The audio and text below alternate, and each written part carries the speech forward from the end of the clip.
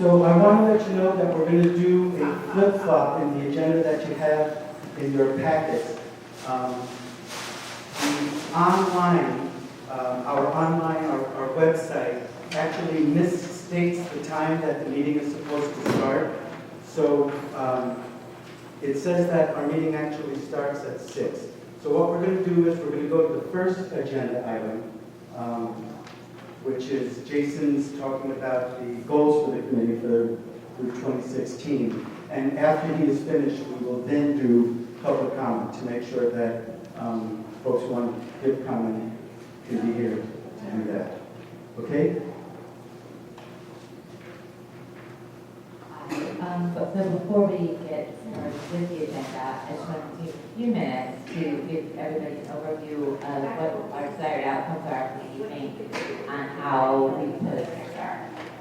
So the desired outcome is that we end tonight with specific items we would like staff to model so that we can discuss them further in our June 2nd and most importantly in our June 4th working session. So what we will be doing is Jason's going to be sharing a map, essentially, of how we're going to get to our ultimate deliverable on June 16th. We'll give you an overview of the public comments and listening sessions that we've had over the last 2 weeks. And we still have many, many listening sessions coming up with specific communities. And so this is a summary of a portion of what we've heard to date. And then we'll transition into the working portion of our meeting where we're going to gather in small groups and talk about what we've heard, what we've seen in the data, or smaller groups or if you'd like to work by yourself, you can work by yourself. We'll figure out how that so we're trying to figure out the methodology to work together to figure out, to identify what we'd like staff to model in the coming weeks that we can use, based on the feedback we've heard and the data that we've been presented to us. And then we're going to take a short break where we're going to do some administrative tasks, approve minutes, and while Sarah and her team look at what we've given them and they can bring back up what's doable, what's not doable, any questions that they have, and then we will prioritize staff if there are too many for their team to accomplish and to have. So I'm going to turn it over to Jason to give us the big picture of where we are trying to go by June. All right, thank you.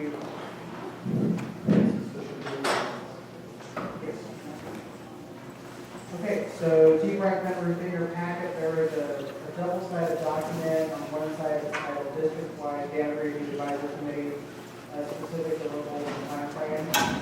So this is a draft that Pamela and I have worked with staff and developed. We're trying to kind of think through, given the number of meetings we have, D-BRAC meeting, work session on June 4th, as well as on committee listening sessions. We're trying to balance a couple of things. One is having as many community listening sessions and specific workshops front, so that we can hear not just from the community at large, but potentially hearing from our historically underserved communities.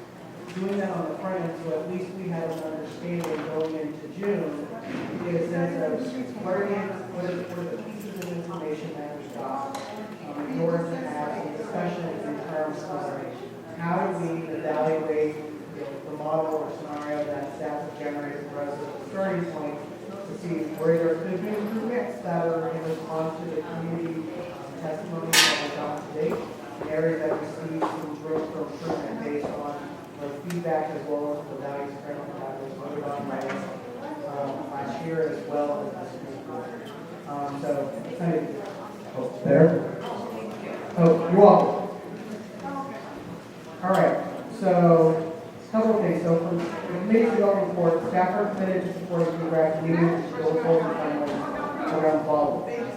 Learning opportunities to build knowledge and the components of the school management system, introduction to an application for equitable and other tools to ensure global growth and policy. So hopefully our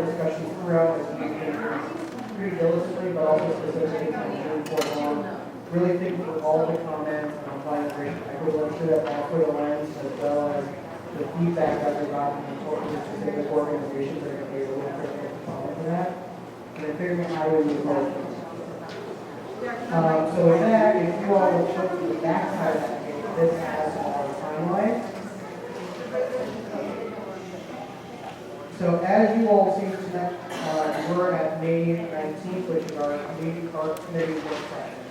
And so the first step is, so here's how we're looking at it. Between now and June 2nd is that both Pamela and I believe that the first step in these two meetings is going to be really taking the D-BRAC to at least do our best to understand the different pieces of the puzzle.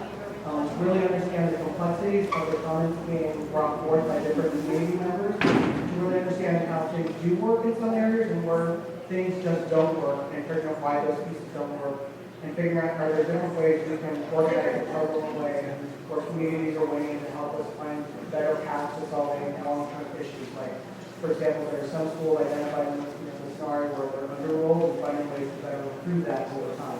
So hopefully, the goal between next meeting, the community listening sessions for the rest of the month, and then June 2nd, and going into our work session on June 4th, the intent there is to really figure out how do we hear all the pieces that we're working through, how do they connect, and then using the June 4th work session to really spend the bulk of that time to put those pieces together in a way where we can potentially find some areas of consensus on where the scenario does work in different schools.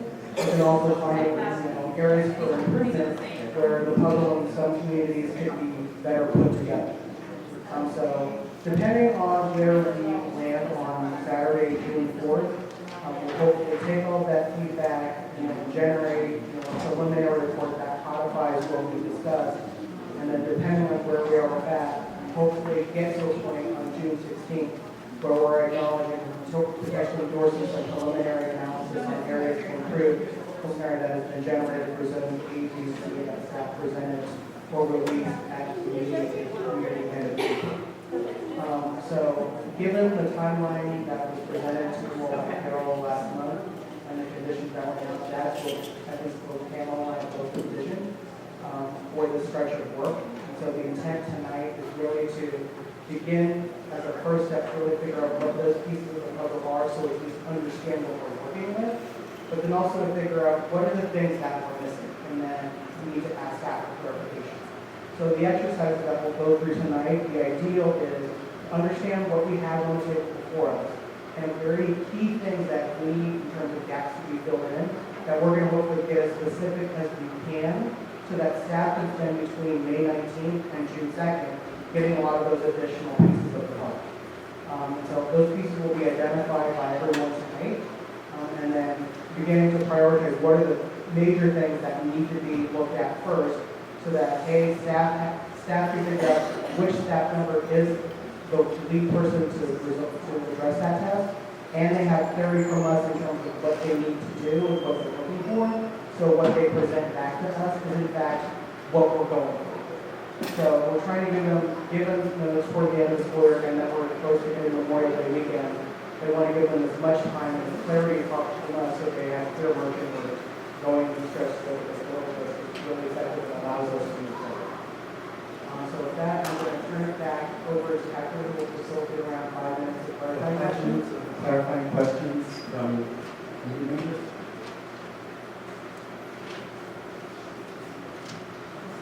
Everybody good?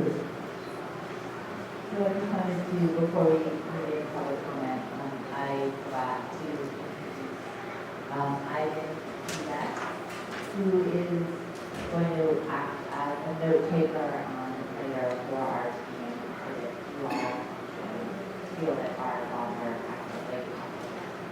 Great, and he will be with us on the 4th as we're working through our final recommendations. Okay, so we are going to hold the space for public comment. Monique, do you have the prioritized list?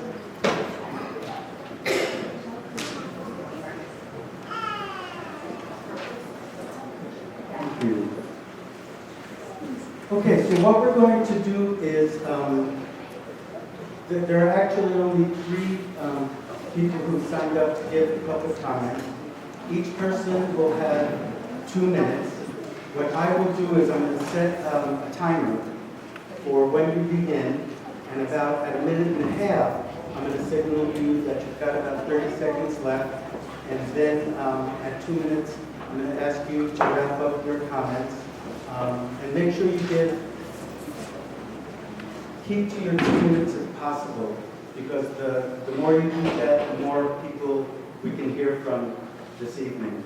And as Pamela mentioned, we still have several other opportunities for folks to weigh in, including the additional meetings of D-BRAC itself, which there will be public comment in each of those. So our first speaker is Eduardo, and so I'm going to hand you the mic. And Eduardo has said he wants to give his testimony in Spanish, and we are going to project his English translation of his remarks. So again, 2 minutes.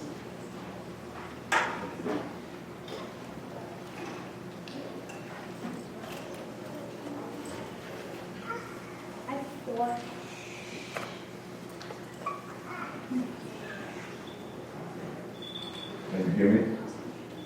Thank you very much for your gracias por estar aquí y escucharnos. Vengo representando a la Escuela Scott. Este proceso de rediseñar las fronteras de las escuelas públicas de Portland era una excelente oportunidad de corregir duros problemas en todo el distrito, incluyendo la sobrepoblación escolar, insuficiente matriculación y la ya sabida inequidad que tanto ha afectado a estudiantes de bajos ingresos y estudiantes surgidos de minorías raciales, mismo que, lo sabemos, corren el riesgo de quedarse atrás. Scott ha sufrido como escuela título 1 K8 para tener suficientes maestros para cubrir nuestros 2 programas, los cuales requieren su propio personal. Por años, nuestros niños de secundaria no tuvieron las mismas oportunidades y opciones que los niños de otras escuelas. Cada año, nuestros administradores tuvieron que tapar los hoyos causados por falta de equidad causada por el modelo actual. Mientras el distrito escuchaba y parecía que se movían en la dirección correcta, dando a las escuelas secundarias un mejor lugar y arreglando con ello la terrible inequidad que de ellos sufrían, ahora olvida las escuelas privadas como Scott y las deja igual o peor de lo que estaban. Scott busca recibir a los estudiantes de primaria de Roswell High. Eso aumentaría nuestra matrícula, ayudándonos a aumentar el cuerpo enseñante e involucrando a nuevas familias en el diario profesor de nuestra escuela.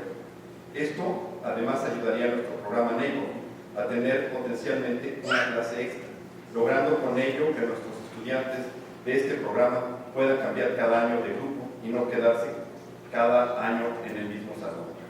En vez de estas buenas noticias, nos enteramos que por magia y sin necesidad alguna, ustedes han decidido abrir una escuela nueva, con una proyección matricular envidiable y con un margen de pobreza muy bajo en Rose City Park. Este disparatado plan deja a Scott, al igual que Lee y Vesta, con una matrícula muy por debajo de nuestras expectativas. Ustedes siguen concentrando pobrezas en pequeños espacios en edificios sin recursos. En Scott, así que en Vesta, tenemos un sistema de inversión que requiere mucho personal de atención y un anémico programa Neighbor, con un solo salón por grado. Nosotros exigimos que las escuelas que mandamos estudiantes a Roswell High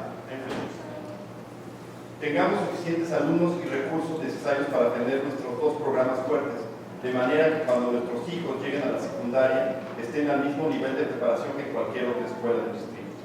Les suplicamos, regresen a sus borradores, pongan la equidad en el centro de su lista de prioridades, enfóquese primero en las escuelas con problemas graves, asegúrense que las escuelas con historia de deficiencia queden solo en eso, en historia. Esperamos que próximamente el proceso que comienza tenga un futuro brillante en nuestras escuelas. Gracias. Thank you.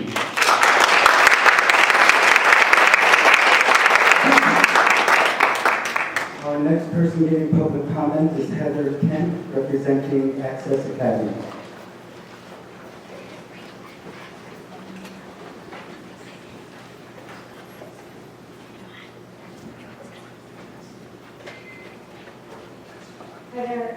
Heather Kent, Access PTA. Thanks for continuing to support Access and for keeping us on the radar during this long, difficult process. Yesterday, we heard the Teaching and Learning Committee has officially requested that the Educational Ethics Committee and D-BRAC investigate sites for expanded access. Yes, we are still at a point where boundaries can be flexed and the purpose of individual schools can be decided. The more we talk to the community, the more we agree we must speak up for the hundreds of students with unique learning needs who should be attending access but still can't. It is our responsibility to consider options that will place this program in a central location that will make it possible to meet the needs, not just of our current students, but so many of the children that are eligible for access. We have over 170 kids on last year's waiting list. We're looking at hundreds of applications again today. By now, I hope you had a chance to learn about the proposal from our working group that offers access room to grow without displacing any other communities by growing us in place at Rose City Park. Since we launched this idea, we've talked with dozens of parents from schools in the Northeast and Southeast clusters who see benefits for their communities with this proposal. The benefits range from providing additional students to potentially under-enrolled K-5s at new schools like Vernon, Scott, which you just heard about, and Lee, to realizing economies of scale by clustering programs in Spanish immersion, to providing greater equity in the application of D-BRAC's core recommendation to shift from K-8 to the K-5 model, with only a few exceptions. Thank you for taking seriously our ideas about how growing access in place can meet the needs of many struggling students, and could also be done strategically with an eye towards serving students throughout the Eastside cluster. Because there's not really been a forum for discussing what is the right size of access, we've been forced to insert this question into the boundary process. We look forward to working together with the staff and D-BRAC on this, and make things a better idea. Thank you. So our last speaker for public comment today is Jen Moss, representing Irvington.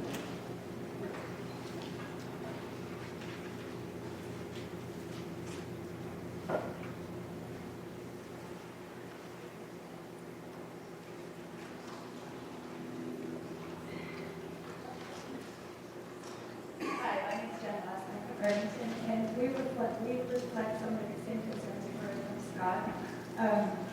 I know that schools like Peninsula, King for a while, Vernon, Scott, Whitney, and Western will all be under-enrolled K-8s after this proposal comes through. And this, Irvington will have the same problem. Much of D-BRAC's focus in the first round was about under-enrolled middle schools, about in the formula students equals dollars equals programs. The K-5s that we created under these programs ignore the K-5 that will be severely under-enrolled, some of them. And the loss of kids at K-5s means loss of dollars and loss of programs, just like it would at middle schools. Because Irvington is one of the strongest and biggest 6-8 programs now, we'll be one of the most under-enrolled schools if we become a K-5. As a K-8, we currently have 493 kids. We'll lose over 150 middle schoolers, drop to 339 kids, and 53% early utilization. With current FTE formulas, we may lose our vice principal, full-time PE, our library, music, counselor, some special ed funding. And this is a good budget year. And our district has no plan to fix this. The projections for our school for 2020 have us even smaller at 332 kids and 51% building utilization. And this isn't big enough for our school to do a full program, just like it isn't at Scott and the other schools that have been mentioned today. Boundary changes won't fix the under-enrolled K-5 programs in our school. We can't change boundaries to our north and west without stealing kids from King or Boise Elliott, which would be bad for them. Okay. There's a vague suggestion moving Irvington's boundary south into the Lloyd district, but the district's own map shows that there are basically no elementary age kids there, certainly not the 150 kids that we'd be losing. And this year we had open transfers from overcrowded Cleary School, but only three families voluntarily came to Irvington. Carol Smith has publicly stated that grandfathering policy won't change. This means that even if the boundaries change, the only kids we would get would be kids who are newly into the district or kids who are kindergartners who don't have older siblings. And so it would be at least 6 years before our school and the other K-5s would be close to right size again. That's the entire K-5 experience for these kids at lots of schools. So how is the district going to support Irvington, Peninsula, Vernon, King, Scott, Lee, Vestal, all of these schools that will be under-enrolled K-5s under this program? Please look at this very carefully. Thank you.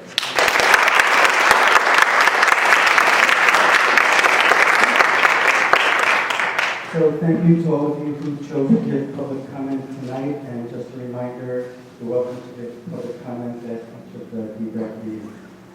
So the next thing on our agenda today is Pamela is going to kind of give you a synthesis of what we've heard from communities today.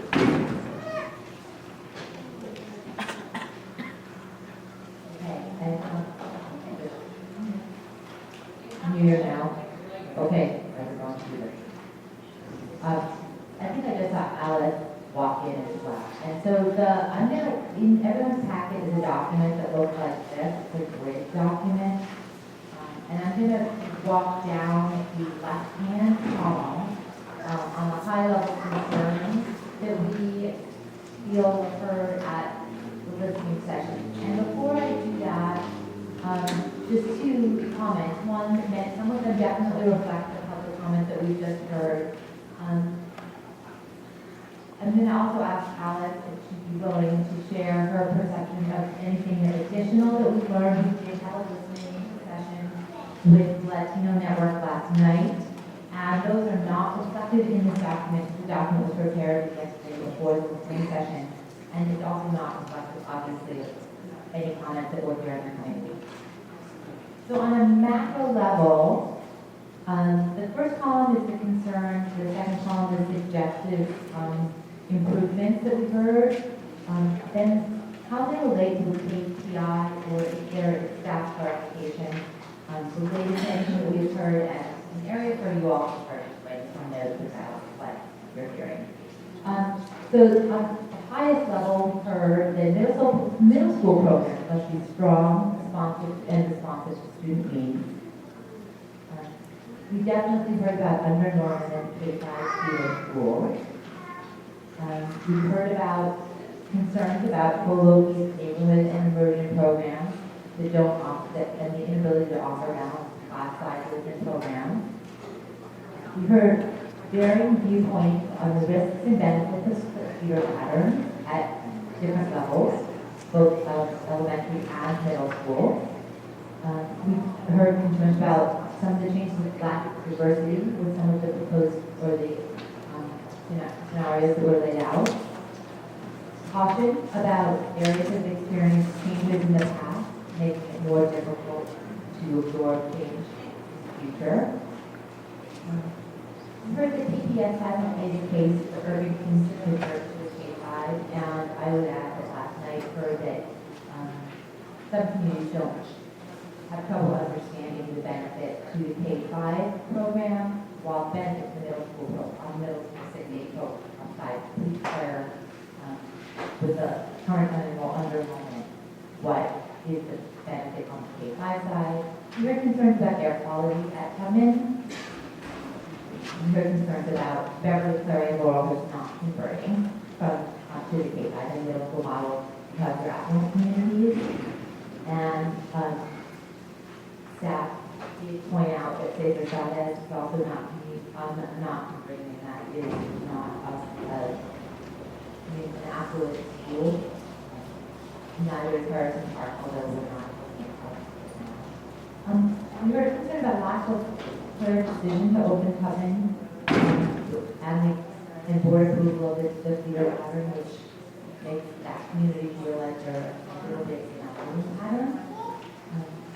A concern about separating small groups of students so the boundary lines might allow specific small areas and into one school, or at Berkeley High School, the majority of students going to the city parks and smaller schools.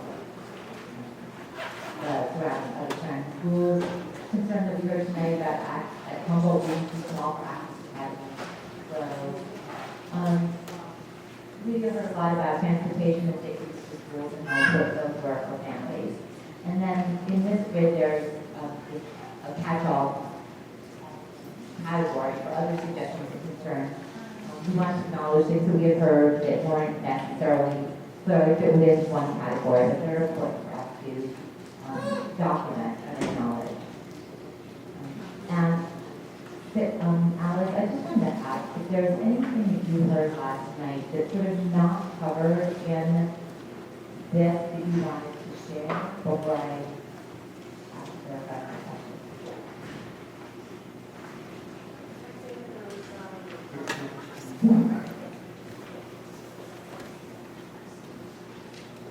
I think there was some agreement about schools and communities that have experienced multiple changes in a short time frame.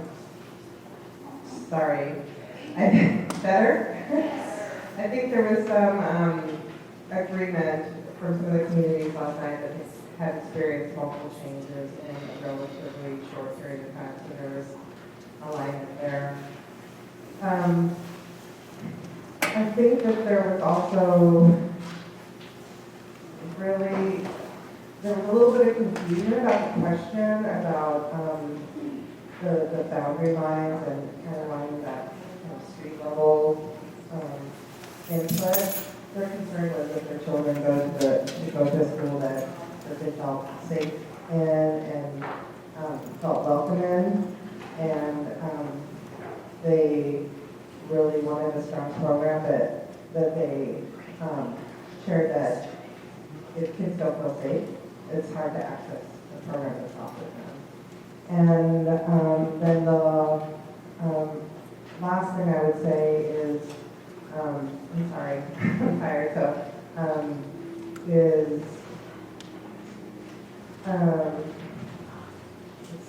it's here, it's, I'm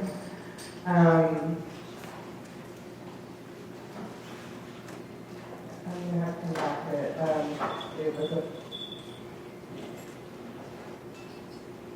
I think this feeling like they had fun, things that we've heard from other communities, that they felt comfortable in their neighborhoods, and it was a strong program, and they, I think we're reluctant for change.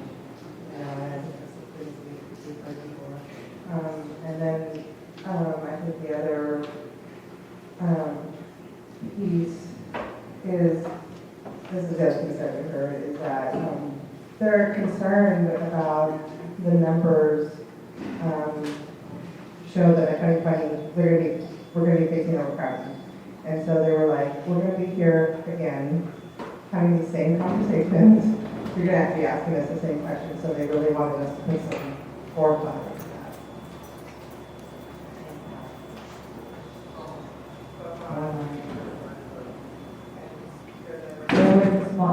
There's a large group of people that go on, that was with all of them.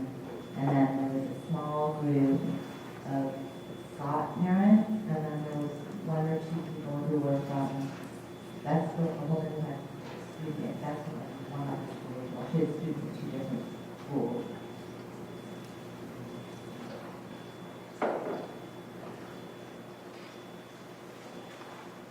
So before we move on, are there questions of clarification or other things that are not sure that on a high level that we want to make sure we have here that we need to do looking at?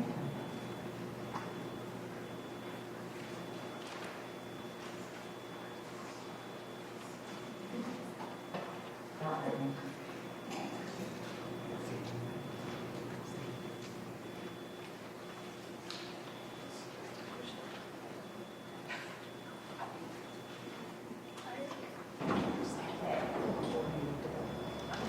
So now, what we're planning to do is we are to get into small groups. And I think that really, what we're going to try to do is pick one group that will focus on region A, B, and C, or each middle school. And I invite you to join whichever group you're most passionate about.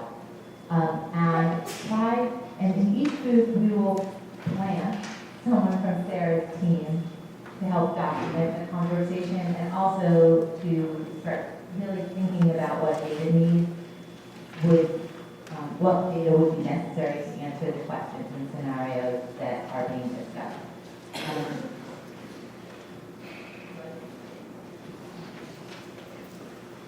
There will be a Google, and they'll have a computer and a Google Doc, there'll be a Google document that has to be sent to the advance as well. But it's got 4 columns, and one was the problem you're trying to solve for. What is the solution that you might propose? And then they will, analytics will do their peers to try and figure out what data they have that would help answer those questions. And the goal is to come out with concrete tasks from staff for, and then they'll take those away and see, and we're going to do this within the next week. But you all, know. And we'll have group A, I guess where Harriet is. Group B can be where Nisha is, group C can be over here, and have either we have to stay in a group, but in that general area. And optimize that everything will. So just logistically, because this is a hard room to hear in, I think we do have this room because childcare moved downstairs. So we have a room here if one group wants to move to the actual room space. And there's room at the tables in the back. So anyway, so that you're not distracted by each other. Okay, so we're going to have about 15 to 20 minutes in your small groups, and then 15 to 20 minutes to report out. And just a heads up, as Pamela said earlier, after you've done that, staff is going to take what they heard from you and organize them into common themes and areas. And then we'll, during that 15-minute period of time that they'll be working, we're going to do minutes, we're going to have some announcements, and then we will get back into the next part of the agenda. So go ahead and, so Pamela, you said,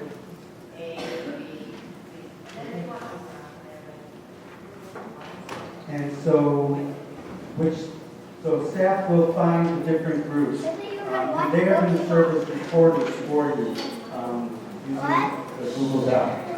Oh, you don't have this. Okay.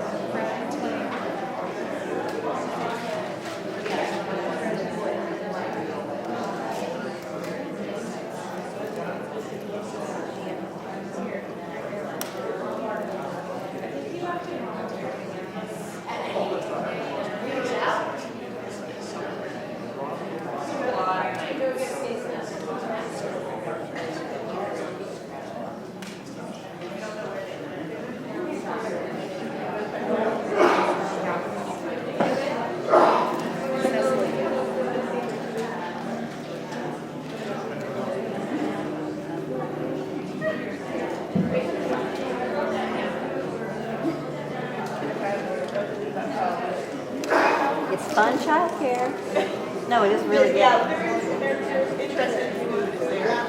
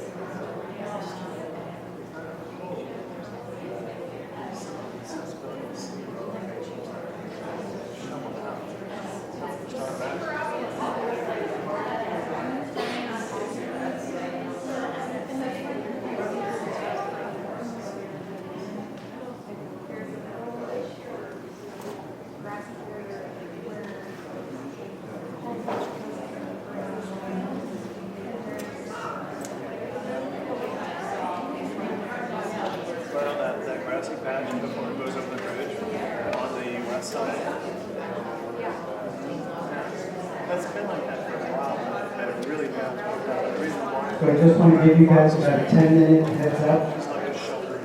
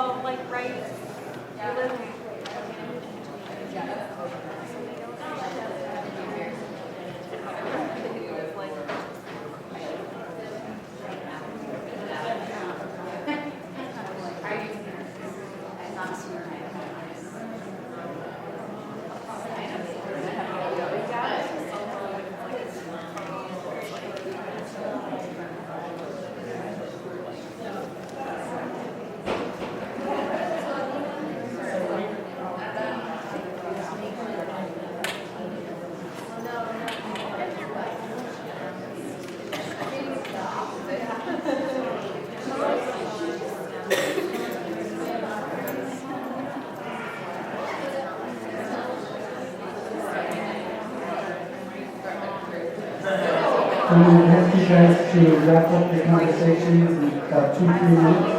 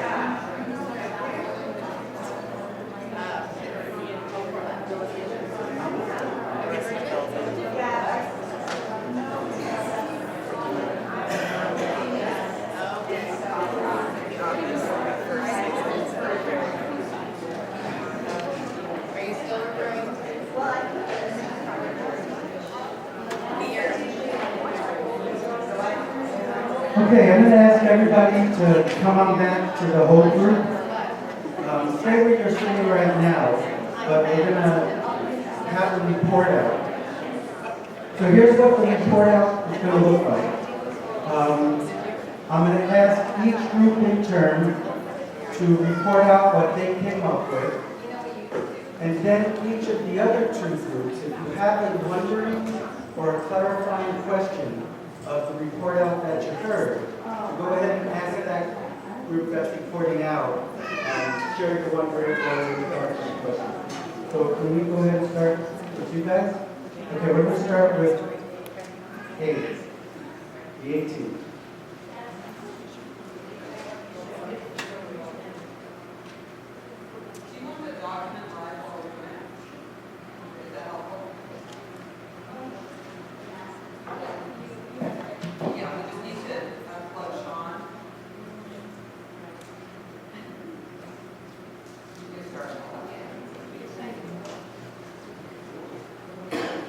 Okay, so we had Zone A, which is the awfully green area, and the just to summarize, I think the kind of overarching problem that we are concerned that this group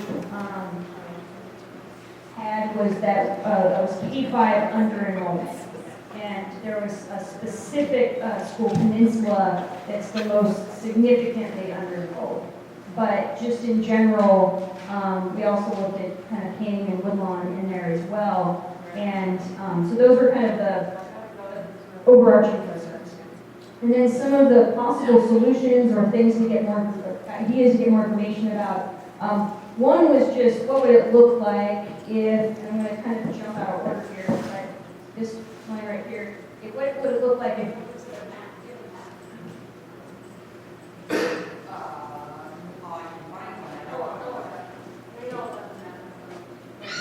so if 3 sections per grade is actually the ideal, what would it look like in this region and what would have to be done to get to all the K-5s being at 450 students? And so that's something that could be modeled. We probably have to reach into other zones to do that. So that's one thing we talked about. We also talked about looking at kind of similar to some of the other scenarios we did on the west side, some kind of cascading moves to increase enrollment at Peninsula by using Beach and then going through Beach to Chief Joe, ultimately to Peninsula to increase enrollment there. We also noticed that there was a map, we don't have a map up, but there's like a section kind of near Chief Joe King Beach that looks like it just looks like the lines, I think the word was gerrymandered. And so both like to ungerrymander them is one problem, and also as we're doing that to solve under-enrollment issues, and that there might actually be some more natural boundaries along roads in that area. We also looked at like moving some students to Chief Joseph and then having an explicit strategy to increase capture rates at Woodlawn. So we know that Woodlawn has a lower capture rate. And so if some of the problem, like solved if we could increase capture rates at Woodlands. We also looked, we didn't have like an explicit idea here totally yet, but there's the idea of immersion, and it's like each has an immersion program, and is there something that can be done with immersion programs to solve under-enrollment? I don't know if there's to add there. So can moving or growing immersion play a role in moving it to Woodlawn is an idea. And while doing this, constraint is make sure that we keep Awfully Green a healthy size middle school. So don't do all of this and then we have an end result of an anemic size middle school at Awfully Green. As a question, what's the size of that meeting? Oh, yes. And then further down here, we looked at, there was an access question. We wanted to know a little bit more about the Applegate site and if there was any hope of that being able to house an access program or just learning more about that site.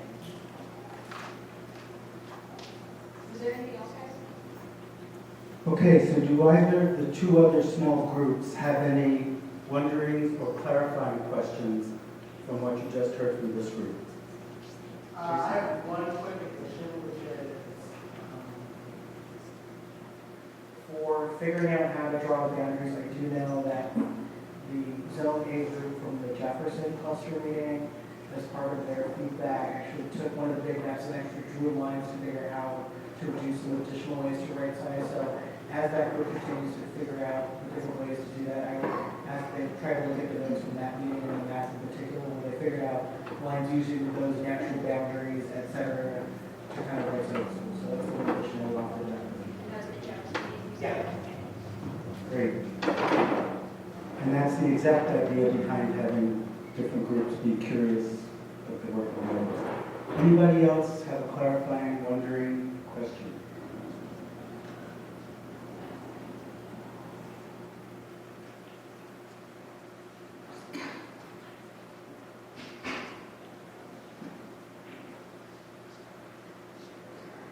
I didn't take any notes.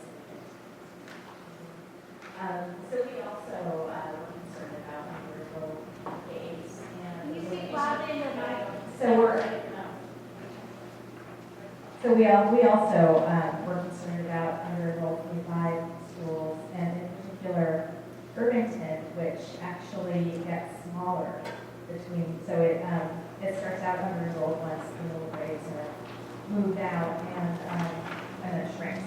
The only school that actually gets smaller between now and 2020. So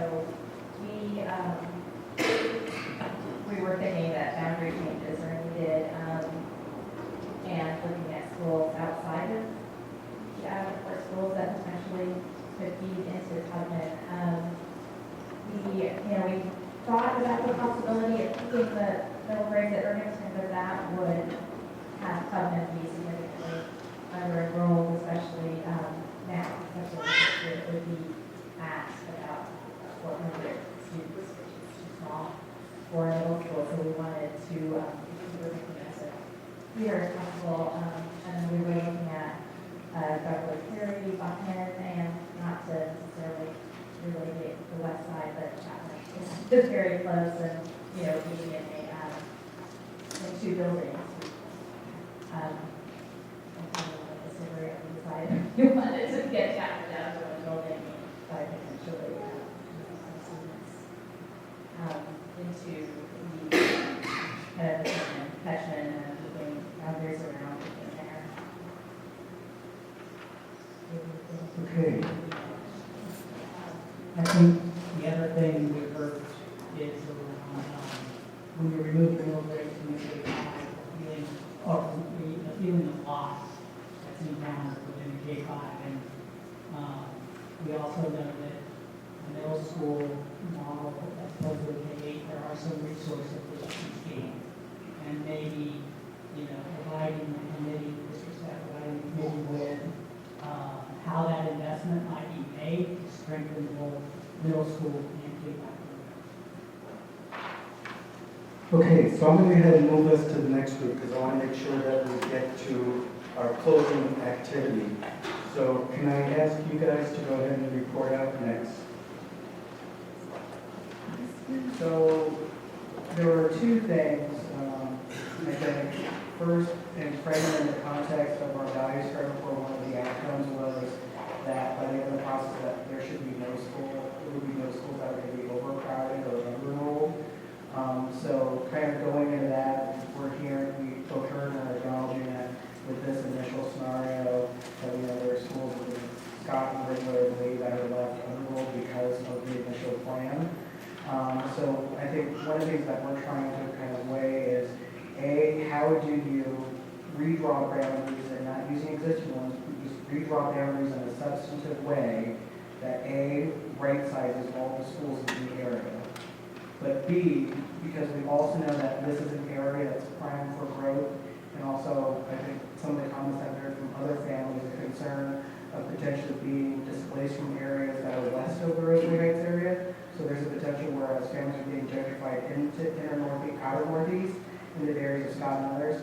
So what we're trying to figure out is how does staff A model a situation where the school has sufficient enrollment to offer the core and access to electives, but at the same time has room to absorb potential growth faster than what the district or PSU are projecting. So is there a sweet spot where both can exist in a building? I know it's a type, but given the complexity of areas that we're seeing and everything through the racial equity impacts, it's a clear balance that we know we need to really find a way to truly balance well.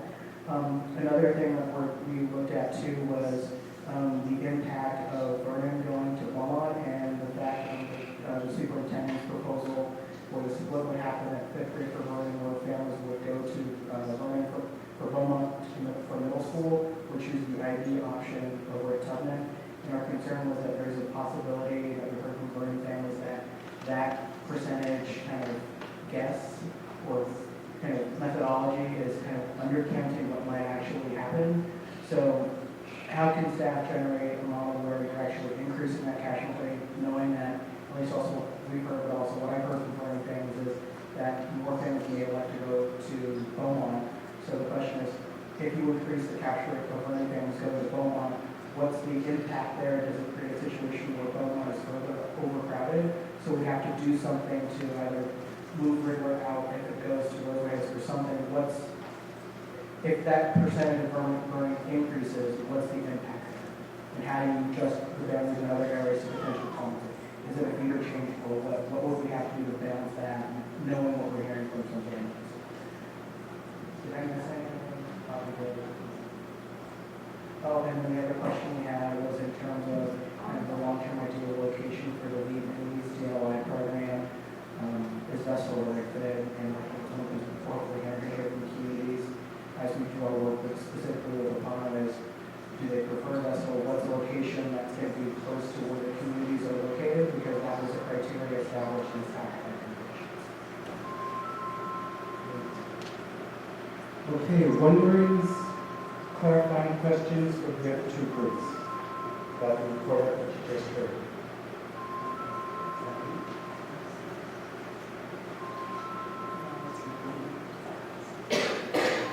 Okay, so wonderings or clarifying questions?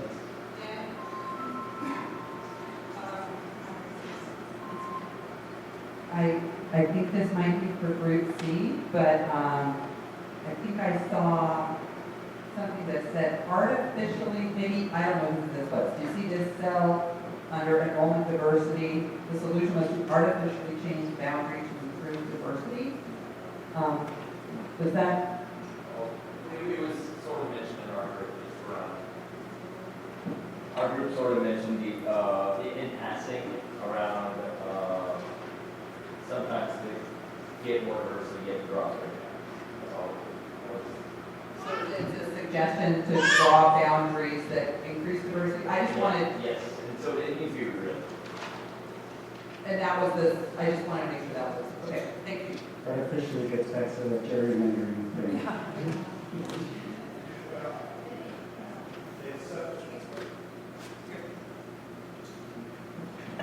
I mean, that's a question that we tested in the initial survey, was the balance, and it's come up in every discussion I've had, is that balance between proximity and diversity. And it's not a slam dunk answer. And that term sweet spot, but there may be areas where you can give up a little on proximity to get a better balance. Something to think about. Any other clarifying questions? Okay, so who's recording? You do everybody? Yes. Okay, so on your agenda it says break, but it isn't exactly a break. What we're going to do is staff that's been sitting at your tables along with Judy is now going to take some of the common themes and try to organize, and I think Judy used the word earlier, doable, to work into what the information is that you're providing to staff to start the next phase of boundary review and scenario creation. So while we're doing that, Jason, I think you're going to do minutes approval. I think it's Tony that's going to talk about the implementation plan,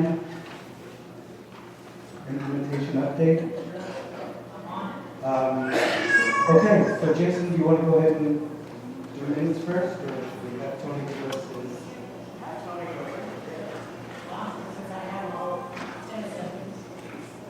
So, most of you may know I'm on the implementation team, which Carol appointed. Consists of me, Assistant Superintendents, Harry Adair, Antonio Lopez, and Chris Russo. And it's also facilitated by former administrators, Pat Hope and Dick Whittaker. And what we've been looking at is that obviously the work the committee is doing is about coming up with these recommendations, and then some work goes through the superintendent to the board, and then things on the ground have to start happening once the board approves these. And we've been appointing administrators to lead the work and help them break down barriers in order to get that done. So for instance, Leslie Adele was appointed as the project director over the Lockwood Green implementation. We've given her staff resources and budget to be able to start the work, and that includes the future around that. And then most recently, on the west side, 3 primary things happening: Chapman, K in the Ramona, Odyssey program out of Hayhurst into East Sylvan, and then a lot of students moving from various buildings in that building. Primarily a facilities ran thing, working with principals. Scott Choate, the current principal at Chapman, will be managing the work from into the Ramona, as well as working with facilities over those other student moves and classroom changes. And then Deanna Froelich at Hayhurst will be the administrator in charge of moving the Odyssey program to the Silver. And then those project directors report to us and update us on how things are going. So that's kind of, it's really just beginning. And then we've also conducted interviews with planning principals for the next round of middle schools. Okay, any questions for Tony about what we're up to with the implementation plan? Okay, Jason.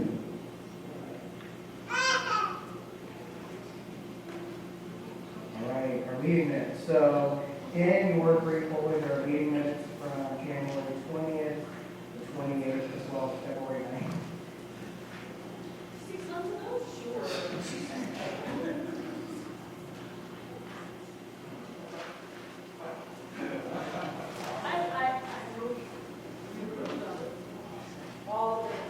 Okay, there's been a motion to approve all 3 minutes as a package by Ms. Sarah Lou. Is there a second?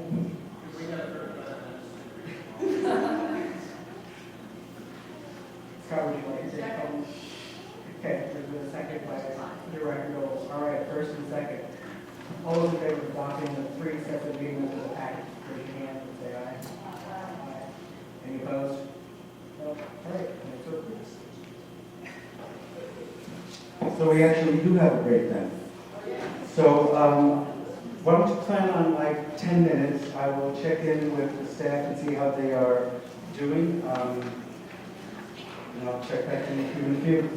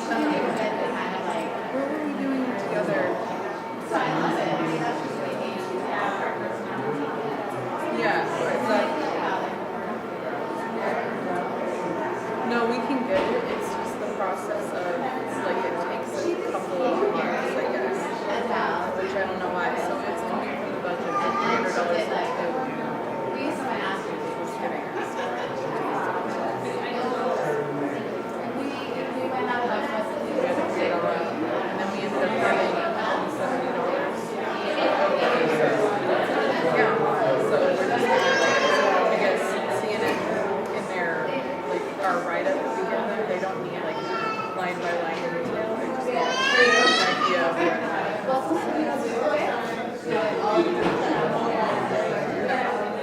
So that'll just go straight to me. Because like Eduardo can put in the pizza receipt at $100. I think the tax and the rate charges. There were a bunch of other charges. Yeah, so if we need to account for another $100, we can do it. Let it go through.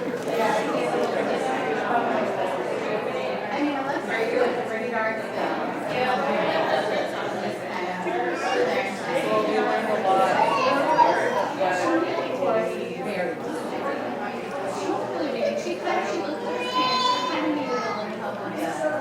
Right. Yeah. I saw a couple those days. There were some regular people there. So I don't know.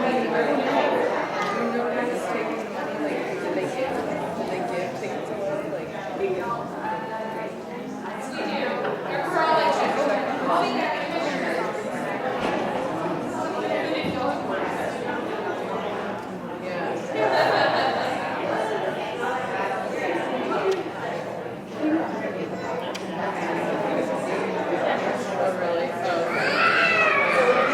I wondered how much, like, this stuff they're doing.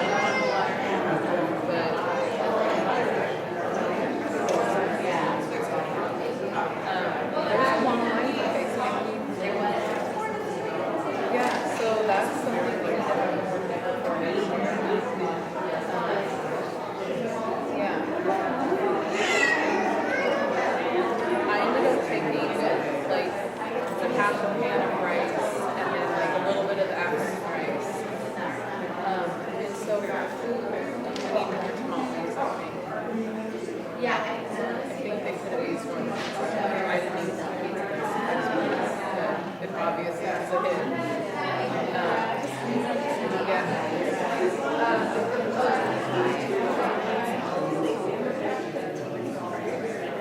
Yeah. Yeah. Well, because that was the goal, like, to feed everybody.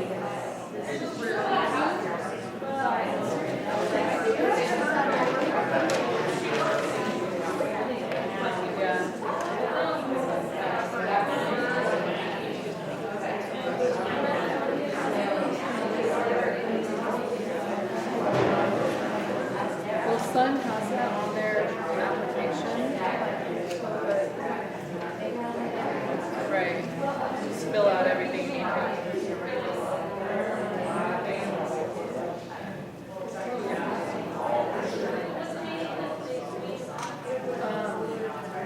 I think it would go straight to Sun, but right now Sun is switching from Impact Northwest to Network. So we went over, so we're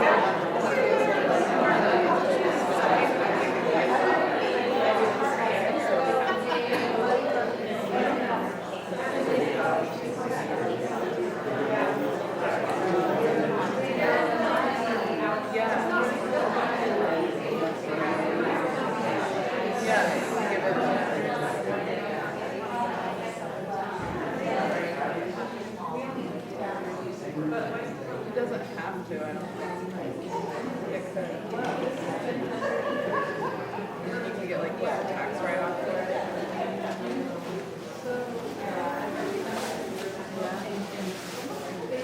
So what?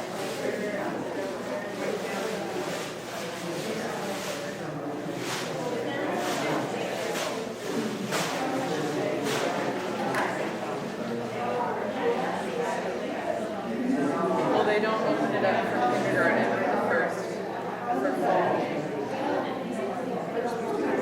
I think probably because it's like such an adjustment, but if you think, yeah, I know that like DJ, right, exactly, but can we like, why? Can, is she moving for school? She can go to school.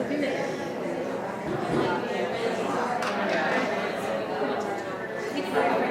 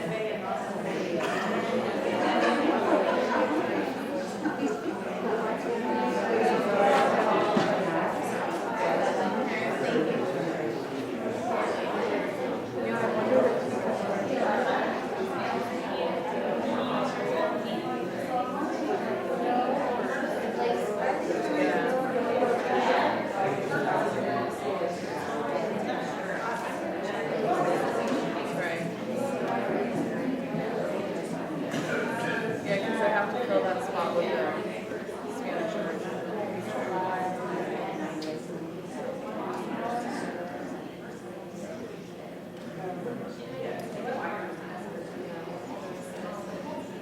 I thought it made sense throughout the year, and then it gets more to the 50s, but apparently it's not really.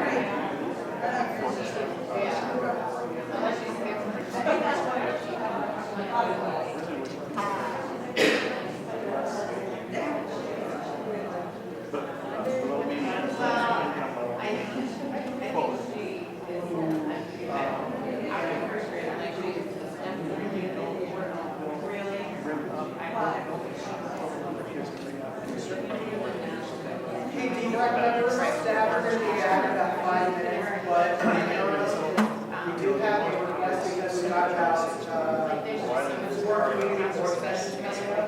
That was published here. One is with Superstack, one with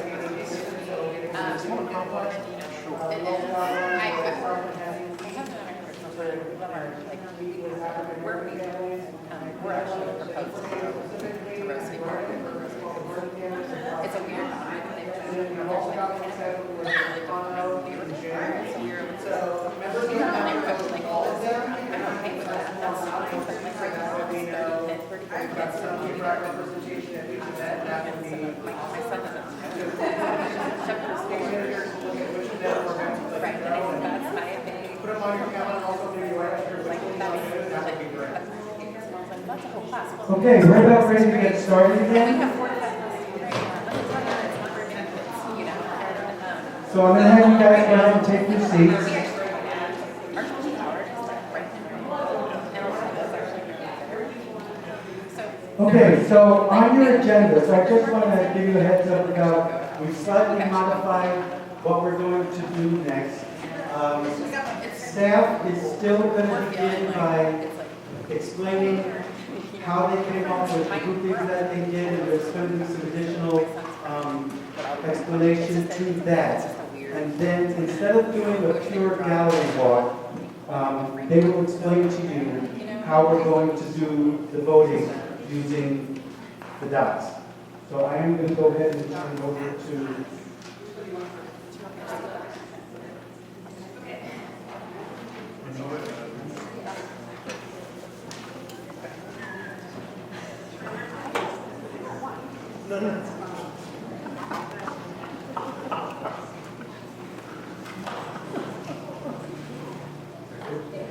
Okay. So what the technical team did in the last 15 or 20 minutes was try to organize all of your requests into like what we would call scenario building. And so one of the ways we do that is we think about, okay, what's the dominant, like each scenario might have a highest value, or it's attempting to solve a problem. And so one of the problems that we heard was around K-5 under enrollment. So that's the problem. And so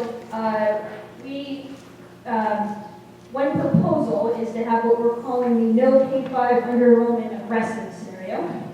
And naming is not our strength, as you can tell. But what that would mean is similar, I think Group A, or Zone A, came up with the idea of what would it look like if we had K-5s that all had at least 3 sections per grade or 450 students. So we could model that. And that would be what we would call, we call that aggressively attacking under enrollment. But I want to be really transparent with you about what those trade-offs, what we think just off the top of our heads and having built these scenarios before, what we think some of those trade-offs would be if we went ahead and did this. And we can't say with certainty that all of these would happen, but we just want to be transparent about what we think might happen. And so what I'm going to do is I'm going to just explicitly name some of those trade-offs. And if there's one that you are like, as a D-BRAC member, you're like, no, I do not want to see that in a scenario, even if it's just proposed, we need to know that, okay? And so that's what I'm going to ask you to do right now.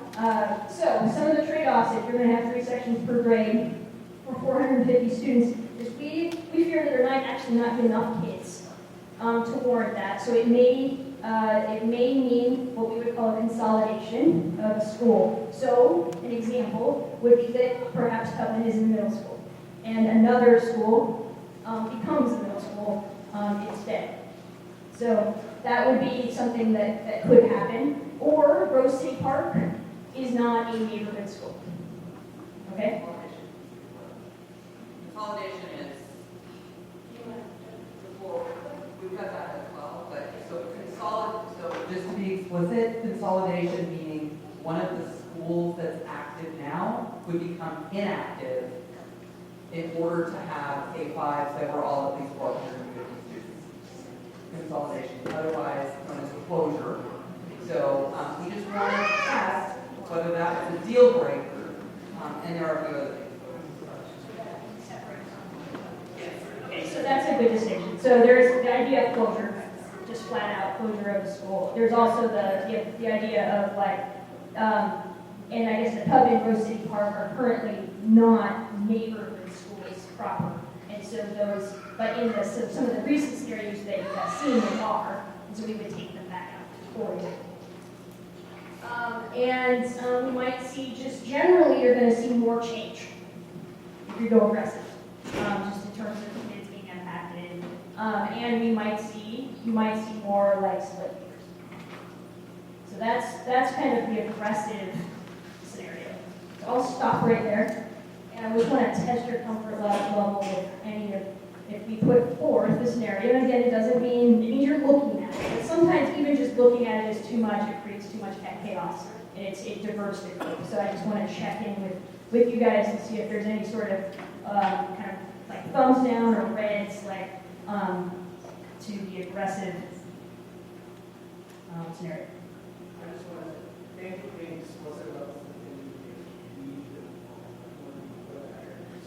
thank you for being blunt. So how do you want to do that, Sarah? Do you want people to raise their red cards? My preference is that they would take the microphone and they would verbally state if there's something they just don't want to see as we're doing this. Any deal breakers on this list? I'm seeing none. So and I'm going to go Closing through. a school a deal breaker for a while. Closing certain neighborhood schools for me would be. Okay. Okay, But- so, and are there others who feel that way as well? So in other words,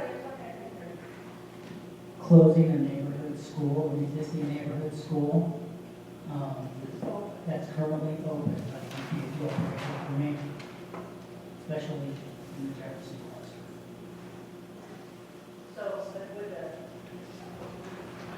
So I think the example that there are schools that are not, is that a deal breaker? And so I want to be explicit again. So, for example, if we try and achieve this result, and we find that there are not enough students to do that, can we close a K-5 program? We might move something else into that building, but can we close a K-5 program as part of trying to right-size the K-5s to all be 450? The ones left would be 450, but one or more may not be K-5s anymore. We're asking so that we don't bring you back a result that you can't live with. Is that a deal breaker? we're not saying it has to happen, but we want to know if that's a hard constraint. I think it would be. I think we're too far down this process that we haven't. It's so late in the game that. Yeah. It's the civil community stuff. I have concerns about closing a school in a district where we're growing so quickly that we might create a problem where we're in an unsolved problem, like a big problem, not less. Okay, so we're going to go ahead and take that one off the list. But you understand that these other things may be factors in the result. Okay. So that's one possible. That's one scenario, and then we have the still like addressing K-5 under enrollment, but in a more moderate way.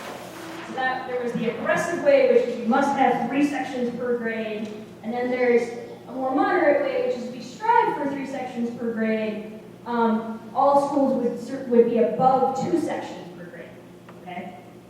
And so what we're suggesting is that you would have fewer of those kind of trade-offs that we just talked about. You might still have some of them though, to be totally transparent, but you would have fewer of them. There would be less change. So that's those are kind of 2 ways to approach the K-5 under enrollment problem. As the theme of a scenario. So a scenario that's primary driver is to achieve K-5 schools that are not under enrolled. 2 ways of accomplishing it. Question, and then we're going to ask you guys to give us a little more. Does that mean there's a box?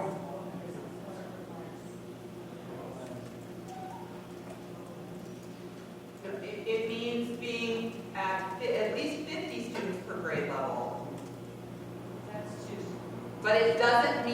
having to be at 75. So it's a zone in between the question. It's a different way of thinking.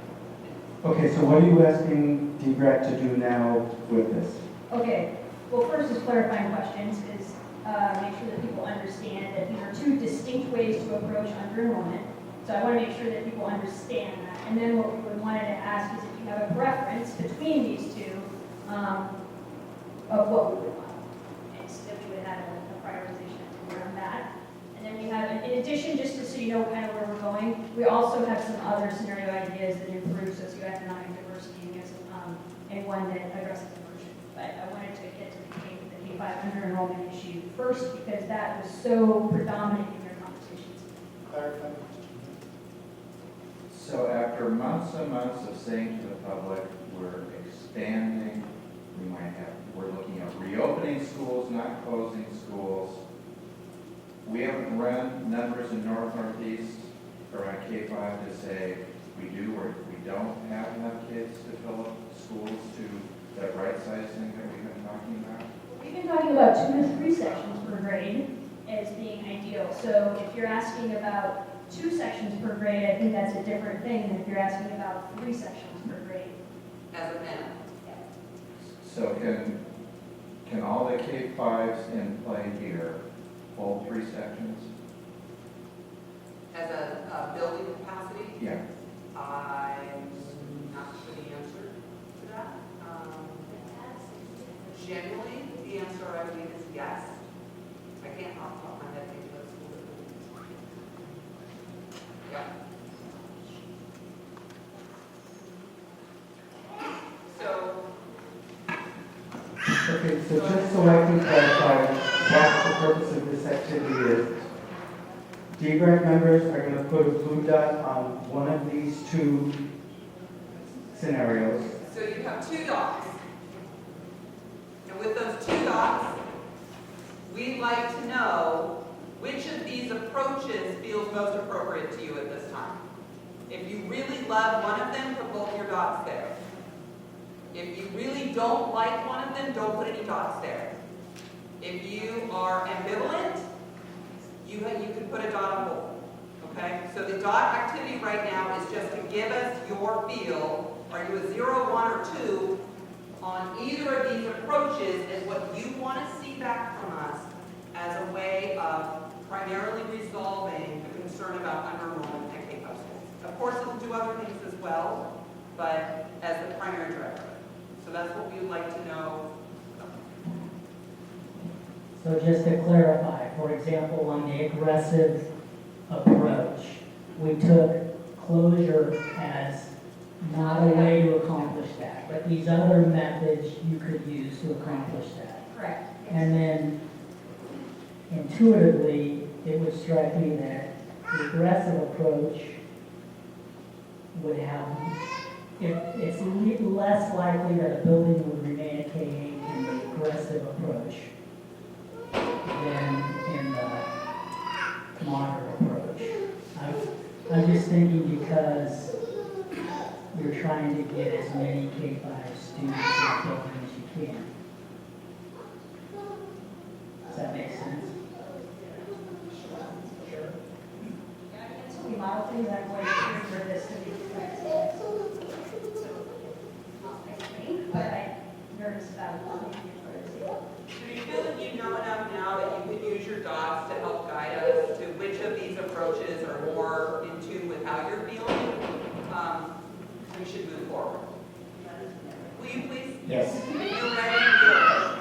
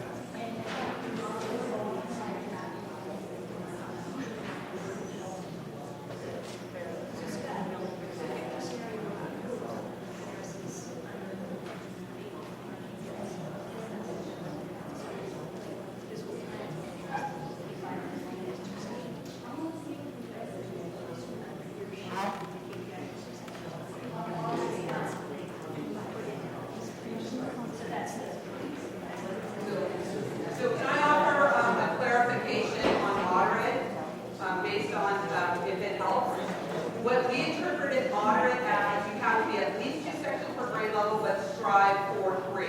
Yes. Okay, it doesn't mean don't be 3 anywhere, strive for 3.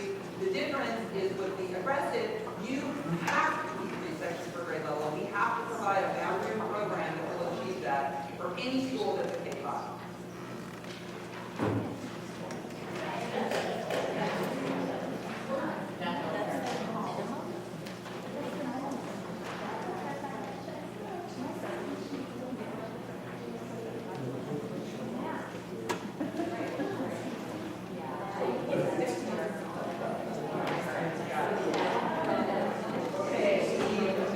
Did everybody have a chance to dot order?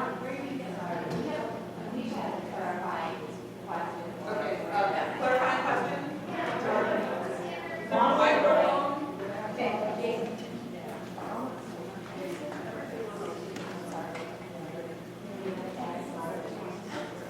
Look at it differently if it's just a pure neighborhood school as opposed to a co-located neighborhood immersion situation, because when you have neighborhood immersion co-location, you essentially have 2 schools within a building.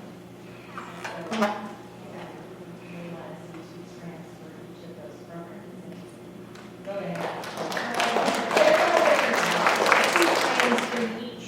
So I don't know, 4 total sections per grade. And is that what you're saying? I mean, it's essentially 2 schools. I mean, we need to look at the location. So, and we're going to talk about, So can I offer back, are you saying at least 2 sections for each program in a school? Yes. Okay, no, that clarity is helpful. But that becomes tricky with immersion programs. So the Vietnamese immersion is growing and it only has 1 classroom per. So that's, I mean, you have to look into if they have an immersion program, it may not fit that. So maybe if we could capture these questions, because I think that there's an immersion scenario that Sarah is going to put forward, and that you could, I think these are really important questions, and we should model them, but if you could capture them so that when we talk about the immersion program, we can layer them on. I'm not sure the models are all going to be different, right? And I would just make one note. If we hold the constraint that any program in school needs to have that capacity, I can assure you that there would be no co-locations possible in this aggressive scenario where you're seeing things at 3 sections per grade level. We don't have a school that can hold 6 sections per grade level, not even Alameda. Priscilla like this. Okay, we just need more information about immersion and co-location. Right, and we're going to get to that as something for you to weigh in on, but just note that when we do this, you will see that we could have no co-locations as part of it. Okay, I just want to give you guys 2 minutes. It's up to you. So there's another scenario that we developed that attempts as its highest value to improve SES diversity. So some people have more balanced socioeconomic diversity in our schools. And so in doing that, we would think, our assumption would be that we would be shooting for at least 2 sections per grade for K-5. And again, if we can have bigger, we would. There may be some feeder pattern splits, and there's going to be some trade-off on like walkability perhaps, or proximity. So it's possible that maybe students are crossing major roads. Yeah, maybe students move to the 3rd furthest school. Yeah, and students who could currently become walkers now bused to school. That's like, in some cases. And again, what we're wondering is, are these deal breakers in a model that tries to maximize the SES balance between schools and creates new sort of, long, narrow pathways of boundaries between schools? If you feel any of these are deal breakers, share that with each other right now.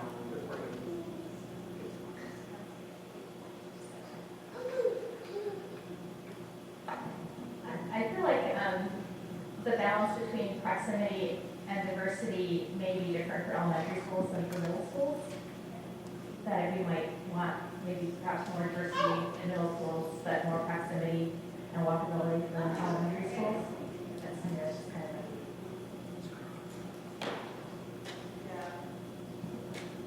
okay. That's really helpful. So middle school socioeconomic diversity is a high value. Holding proximity for K-5 is a high value. If possible. So,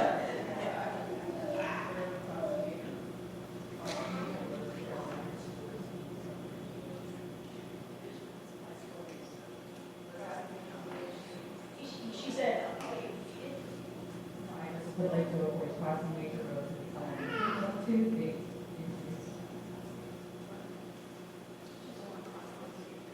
Sarah, would you repeat what Julie said? yes, so crossing major roads is problematic for elementary school students. She would like to avoid that when we build our scenario as we try to improve socioeconomic diversity. What's a major road? I think there's not that Like Powell, or like, well, because some people would say not Sandy, but people cross to leave Scott and go to Heights across Sandy, you know, so like, maybe you cross north to go from, like, other side of Sandy, that's terrible. Someone crossing this way is bad, crossing this way is good, so that's kind of the definition.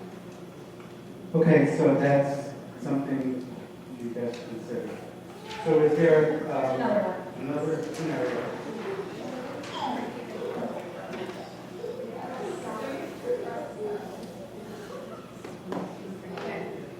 so immersion. So this is where we would look at a new location for Vietnamese dual language immersion potentially. We would look at standalone K-5 immersion programs. So that would essentially, make that a full immersion program and not a neighborhood school. And Spanish version curve, I think this is specifically looking at how Rigor and Scott would be combined together into middle school. So these are some of the things about immersion, some ideas about consolidating and bulking up immersion programs that we heard specifically about the Spanish immersion schools. And then the new location for Vietnamese is something that's coming up. So a scenario that has, and so, but this would include beach, likely, doing this. I don't know about this, but definitely doing this. So it would, that's a standalone, creating a standalone program. So in this, if we were to develop this as a scenario, then the biggest driver that you would see in it is the movement or consolidation of immersion programs and other things around it to support that and meet all the goals.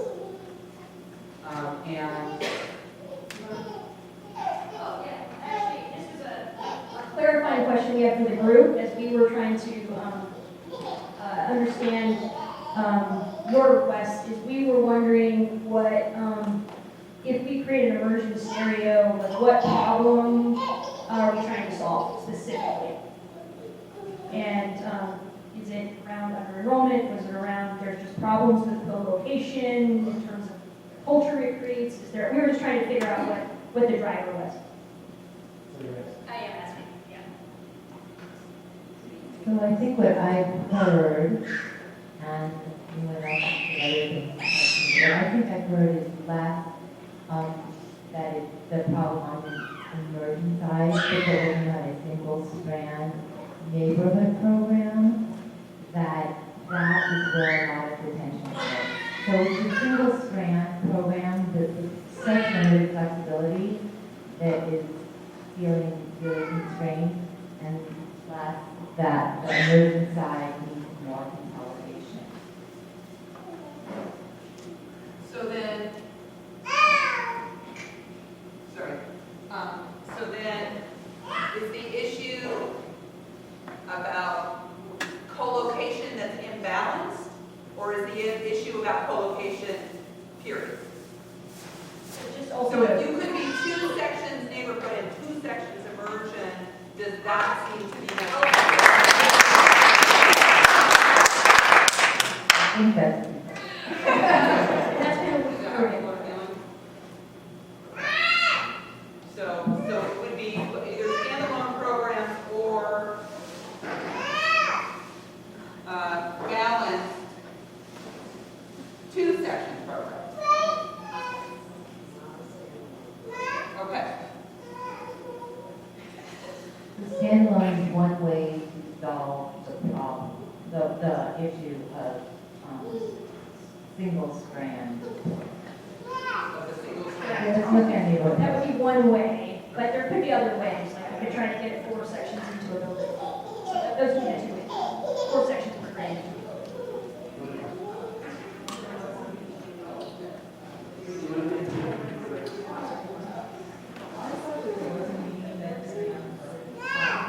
The community is something like that, we are combined emergency school, and I thought this was actually not possible in the community center.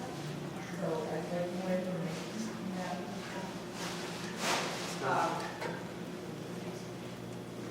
So kind of what I'm hearing, combining this question with the previous question is, if there isn't quite enough to get everybody up to 3 strands, the schools where you do have an immersion side and a neighborhood side, you want to give them a bigger boundary to ensure that they have the 2 and 2.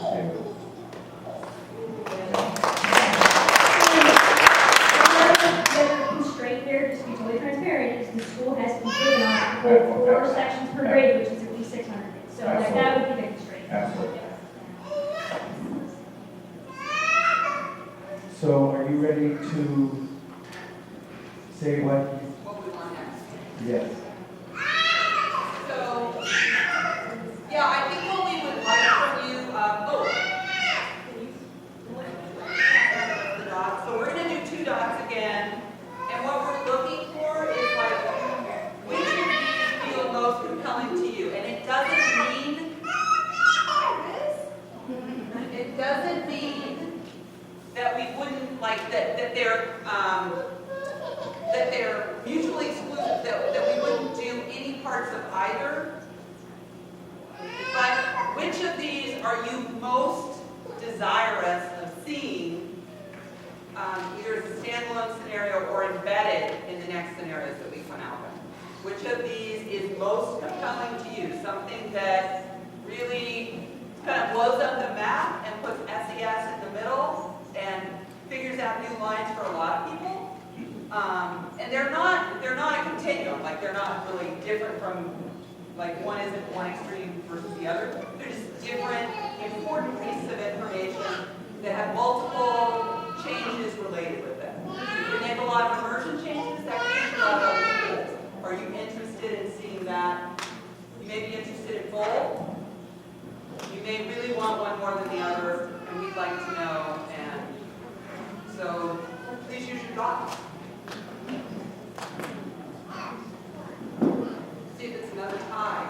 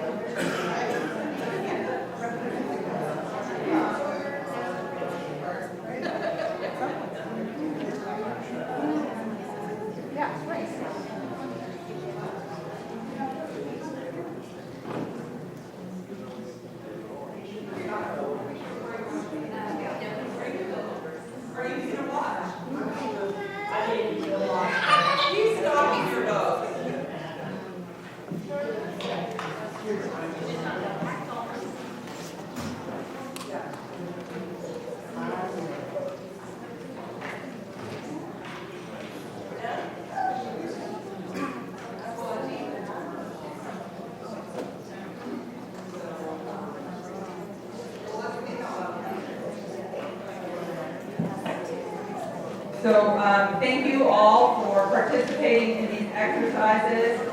It looks like there was more interest in the room for making sure that significant immersion shifts are modeled as part of this work. And so we will definitely build that in. But I heard loud and clear, like I don't want anyone to leave this room or watch the video and come away thinking that this committee is not interested in SES diversity, because your commitment to that has been real and profound.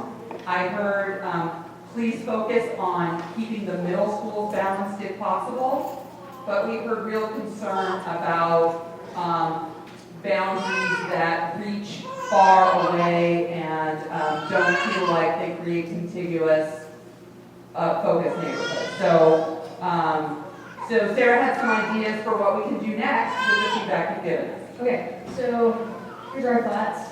So thank you. This has been really helpful for us, because when we're in those rooms, we have to make a bunch of assumptions, and it feels a lot better to make them with you. So thank you for engaging in this.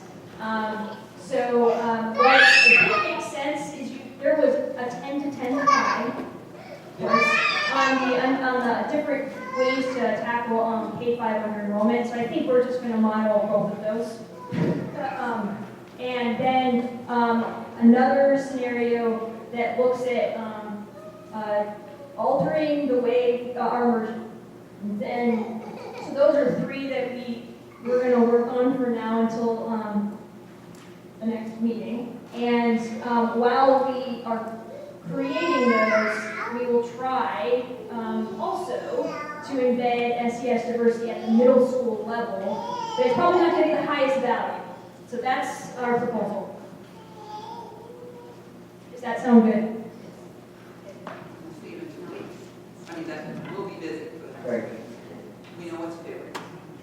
I have one clarification, or it's a personal request when you're building the immersion scenario, is that if there are situations arise where your solution is to have a standalone program somewhere, is based on the SACRIT recommendation, where we say that dual language immersion program should be a citing criteria should be based on where you have the highest concentration of those populations. I request that the location that you choose for citing the K-5 immersion program is close to that particular population. So in your model, based on that SACRIT, you could use that as part of your methodology, that I would appreciate.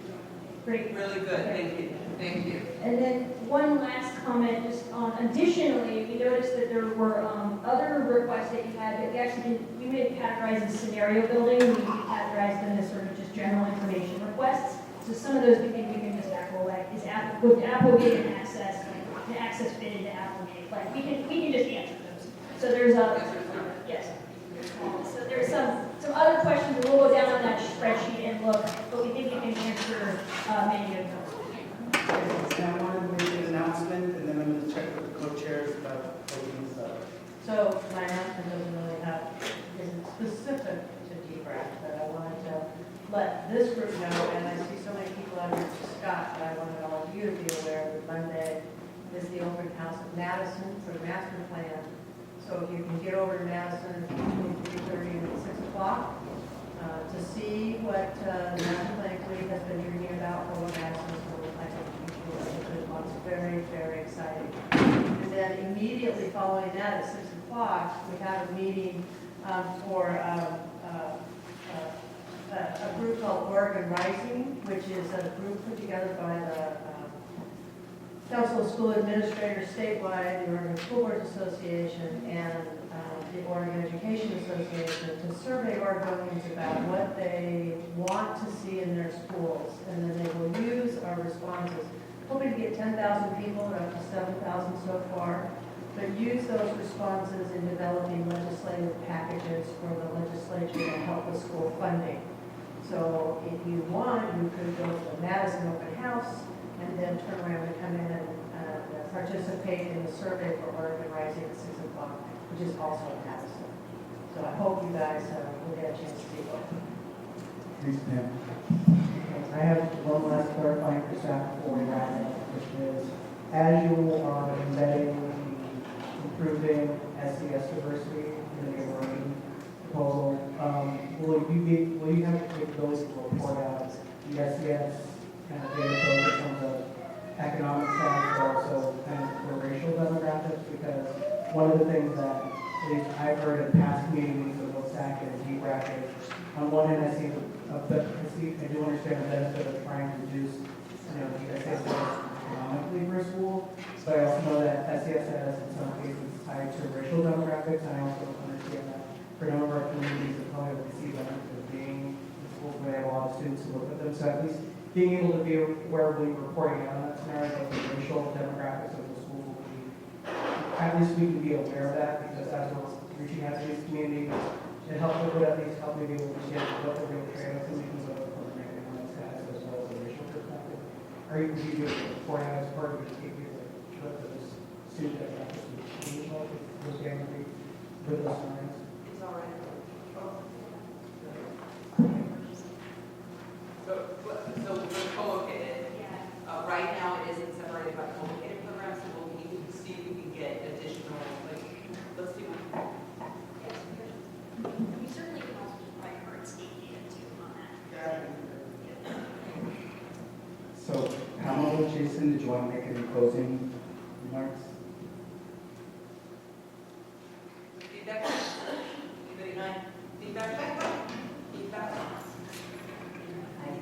If there are feedback, the folders, if you want to open that.